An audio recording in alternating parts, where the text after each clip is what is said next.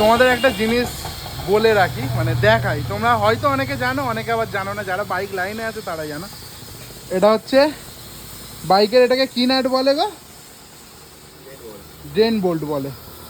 Drain bolt বলে। এই drain বোল্টের মাথায়, আমরা তো নর্মাল নাট বলি, ঠিক আছে, মাথায় এই যে উঁচু জিনিসটা বেশিরভাগ হাই সিসি গাড়িতেই দেয়, মানে নর্মালে দিতে আমি খুব একটা দেখিনি।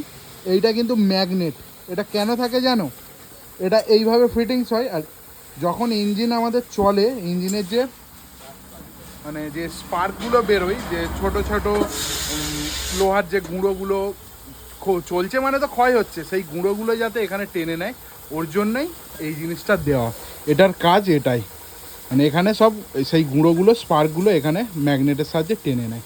তো আর তাতে ইঞ্জিনের কোনো প্রবলেম হয় না, এই কারণেই দেওয়া। তো এই ছোট্ট ইনফরমেশানটা তোমাদের দিয়ে দিলাম।